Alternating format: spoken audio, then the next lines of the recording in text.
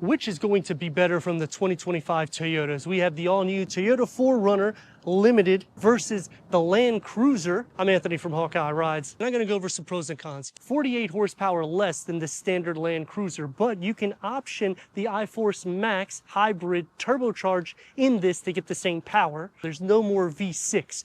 In the front of the new 4Runner, it's going to look similar to the Tacoma. LED headlights and daytime runnings is going to be standard. When you get into the limited trim, it's going to add the illuminated logo and the manual leveling adjustments with the Renegade LED fog lights only on the TRD Pro. The Trail Hunter will add the Renegade white and amber color switching LED fog lights. The heritage-inspired Toyota front grille will be on TRD Pro and the Trail Hunter. 7 seats are available on the iForce SR5 and the limited trim only. The Land Cruiser is only a 5-seat configuration. The 1958 Land Cruiser will have circular LED lighting, whereas the Land Cruiser will have the rectangular lights, LED, for your daytime runnings, and the fog lights will be on the 1958 edition, whereas on the Land Cruiser, you'll get the Renegade LED fog lights. The lower, I'm not a big fan of the way they put that plastic piece because I feel like it hurts the ground clearance on both of the vehicles.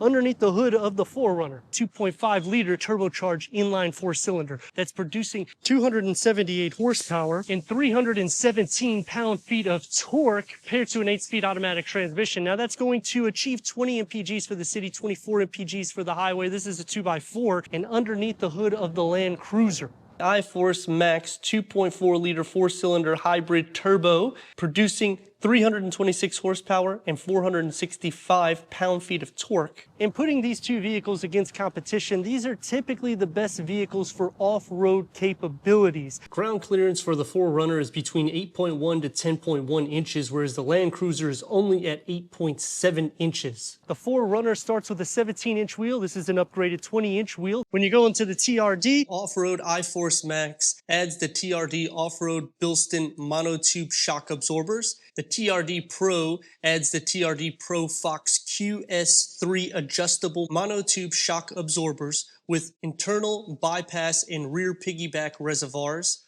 plus a stabilizer disconnect. And the Trail Hunter adds the Old Man Umi monotube shock absorbers with in-stop control and rear piggyback reservoir. But the towing decreases on the Trail Hunter, the Platinum, and the TRD Pro to 5,800 pounds. 18-inch wheels here, all-terrain tires. We get the running boards, the mud flaps. It's the same thing as the 4Runner. Whereas the Land Cruiser gets a independent double wishbone front suspension with coil springs and a stabilizer bar, 4-link rear suspension with coil springs, stabilizer bar, and a semi-floating axle. With the multi-terrain selectable with auto, dirt, sand, mud, rock, deep stow. I mean, we got crawl control and downhill assist control, for God's sakes. And you get 6,000 pounds of towing either way you go. So really, do you want the boxy look or the Tacoma look that's an SUV? That's kind of what I'm getting at this point. For me, I kind of like the Land Cruiser. But that's not going to disqualify the new 4Runner because it's more than capable to do everything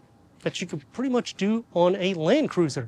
LED taillights is standard on both. The lower, both two of them will get the spare tire with reverse sensors and bird's eye view because of the 360-degree reverse camera, but the new 4Runner will have the power window for the rear. So if you have dogs like me, I have 2 chows, I'm going to probably take the Boxster that way because it's more friendly than a Subaru. And when you look at the competition, this has better towing capabilities than the Bronco, than the Wrangler. It's pretty much the best in class. It goes against Nissan, which Nissan isn't a vehicle that's rugged for trails, even though they got the Rock Creek Edition. These are going to be more capable. So which way would I go, or which way is better? I would probably take the Boxster, the new 4Runner. But because I like the styling a little bit better than the Land Cruiser, I may look at this, especially if they give me a deal. Let me know in the comments which way you would go. Okay, going into 12.1 cubic feet when you option for the third row. Otherwise, it's 44.8 cubic feet of storage. You'll have the lighting pretty much everywhere here, but because we don't have the third row, you kind of have a little bit more storage nooks. You'll still have cup holders there. You have a home plug, because this is the limited trim, with the LED interior lights that go into the tailgate, as well as the JBL sound system, and to split fold the rear bench to get the 84.4 cubic feet, you have to come to the back in order to do so. You just pull this lever here. It's going to pull up and that will maximize the cargo capacity to the new 4Runner. The 1958 will not have a power liftgate. It's the only trim that doesn't offer that. Going into 37.8 cubic feet of storage. We have a home plug here. Optimizes storage cubbies pretty much everywhere. Even one all the way up here. But they have cup holders for a third row, and they don't option that with USB-C ports. And to split fold the rear bench, you do have to go into the back, and that will maximize the cargo capacity. JBL sound system will come into the rear with the LED lighting, the key fob to the new 4Runner. Limited trim gets leather trimmed, heated and ventilated front seats with 8-way power seat adjustment for the driver, 4-way power seat adjustment for the passenger, standard fabric interior. Both the TRD Sport Premium and the TRD Off-Road Platinum will have the soft tech seat standard. And you're going to notice the updates is well worth it. We get a storage right into here, just like the Tacoma, with 14 speakers through JBL sound system. It's not a driver-focused setup, and you have a USB-C port right here behind the upgraded 14-inch infotainment screen with the JBL sound system that you push here.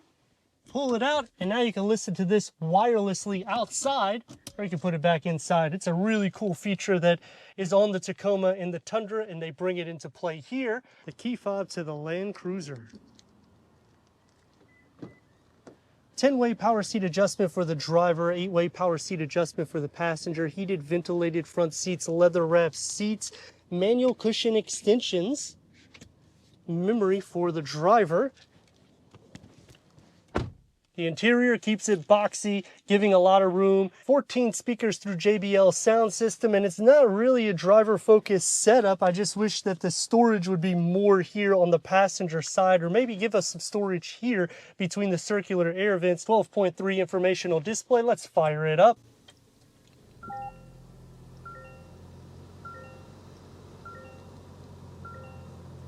Heads-up display, digital rear view mirror, auto dimming rear view mirror with the home link, Apple CarPlay, Android Auto, wirelessly, Sirius XM, AM, FM, streaming Bluetooth audio. Put it into reverse, and we get a 360-degree reverse camera, full trajectory for the front and the rear. You can take the grids off, which I would leave it on, and you can expand this to make it a little bit easier, I guess. Dual climate control settings in the front with a wireless charging pad, 3 USB-C ports, and when you click this view button here, that's your bird's eye view. When you click onto here, now you can see around it like a bubble. When you click again, this is going to be the interior of the vehicle. Driving mode select, I like the way they've done this. It makes it feel sporty on this digital gauge reader, and it can go through 3 different driving modes. You can also change the configuration of the gauge cluster on each of the settings. So there's 3 settings, and you can change different content on all 3 of them. Leather wrap steering wheel, it's multi-function with all the capabilities to go off-roading right here. It's soft to touch here, opens up into a smaller storage pocket. You can get this as a refrigerator, which we have it. It's a cool box. Leg space is going to be more than enough. The same thing with headroom. You're going to have a moonroof, but it doesn't go to the back. The dash goes into the door panel, kind of giving an armrest here and here. And it's going to have soft materials only where it needs to be, one touch up and down for all the windows, with a long storage pocket and a beverage holder carved out. Let's fire it up.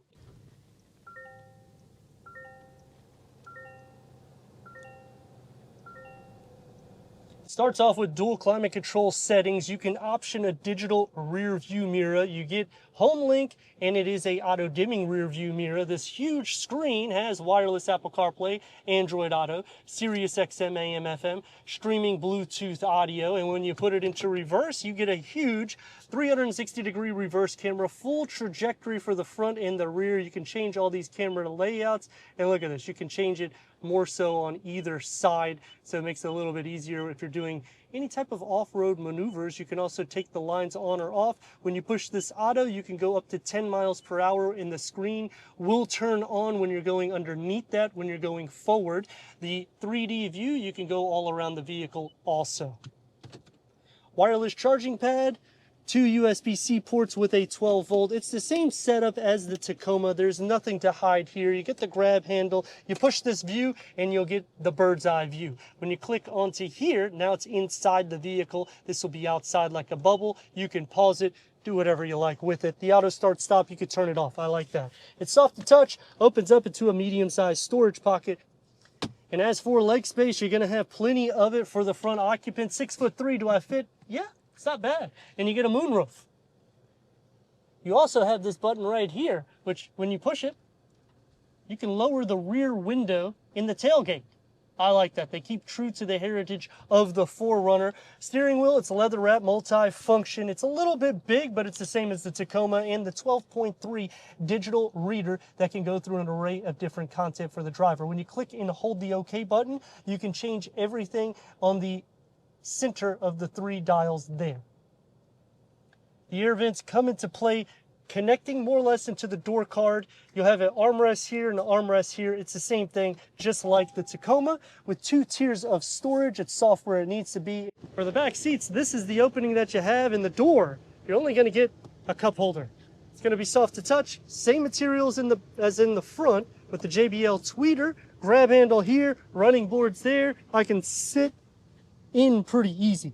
Leg space, it's more or less carved out. Storage behind both of the front seats. A home plug, 2 USB-C ports, air vents, and headroom. Moment of truth, well, you can see it's a little bit more tight, especially if I move like forward. I'm gonna hit my head on the headliner. With cup holders and armrests sliding into the center, the floor isn't completely flat. You're gonna be sharing some feet space. Butt, leg, and shoulder space isn't too bad. Is it better than the prior gen? I mean, it's about the same, really. Headroom hasn't increased a dramatic amount. You still sit upwards. The bench is a little bit more comfortable. You can also recline these seats back. I can find the tab, and then it's going to be a lot more comfortable for a long journey. For the back seats, this is the opening that you have. The door is going to have the same materials that's found in the front, except a little bit smaller storage pocket. You do have a step, and you got a grab handle. Makes it easy. Leg space, knee space, not an issue. You have storage behind both of the front seats, 2 USB-C ports, 12 volt, 3rd climate control setting, and headroom. It's actually okay if I find the lever here and recline it, because it gets carved out back here. So right here where I'm at, it's a little bit more tight. Sliding into the center, the floor isn't completely flat. You're gonna share some feet, butt, leg, and shoulder space, but that's to be expected.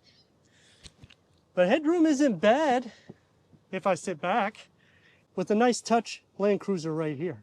So is 48 horsepower going to change the ball game? Well, we're going to start with turn radius is about 3 lanes. Let's rock and roll. Has enough power with this turbocharged inline 4-cylinder. I mean, 278 horsepower is still a lot.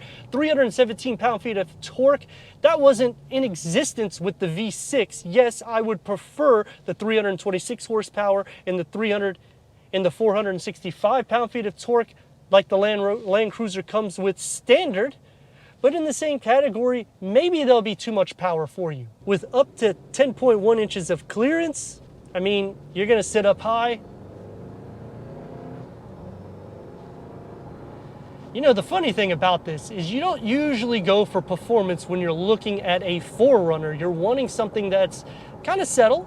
You're ticking the box to that. So gonna go to some pros and cons, starting with the pros. It's more quiet, more refined, the seats are more comfortable. I like the safety that we're getting, because Toyota Safety Sense 3.0 is no joke. It will apply the brake for you if you're too close to people. The steering is lighter. You just glide over everything, and this is 20-inch wheels. The cons, the screen is just way too big. 14-inch, I wish they would have lowered the configuration. It's the same thing in the Tacoma. I like that they offer that extra storage slit on the passenger side, and you can take the JBL sound system out just like the Tacoma. Those are all awesome attributes. Visibility is more than enough. MPGs, it's good. Pricing can be a con to me, but even the old 4Runner was kind of up there in the price, so $60,000 to $63,000, I mean, you're gonna expect to pay that with any vehicle, but it is lacking some features for that price, and the Land Cruiser doesn't necessarily give you anything extra, except you're getting the standard power, and you're getting the standard 6,000 pounds of towing just like this. So I like that. but I'm just blown away by how smooth it is and how quiet it is, because I can remember the 2024 variant. I have a ton of reviews on it, and it just was noisy. You would have to mash the gas. You're not going anywhere. You hit the brakes. It doesn't really do much with that either, so you have to give a lot of space whenever you're braking. The safety wasn't upgraded. I mean, this is definitely a home run for Toyota. And even the updates to the exterior lighting, I mean, visibility is just a lot better. So overall, as a package, I think they did an excellent job with this, but they kind of went a little bit heavy on the luxury, which your typical 4Runner person, they're gonna appreciate it, don't get me wrong, but you're also looking to capture that off-road segment, which it's great that they give a lot of different variants to choose from, because it does change the suspension layout and it changes the configure layout. So therefore, you can literally a la carte this vehicle once you go into different trims to make it as athletic as possible for fun on the weekend and still that everyday cruise. 326 horsepower, and that's standard on all trims.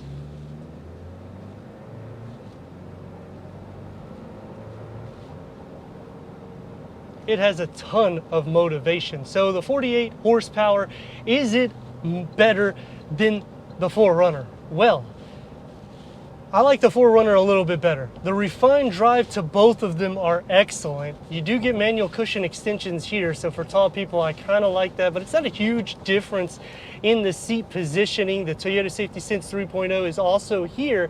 Ground clearance is going to change the ball game though, whereas on the 4Runner, you're over 10 inches of clearance depending on trims.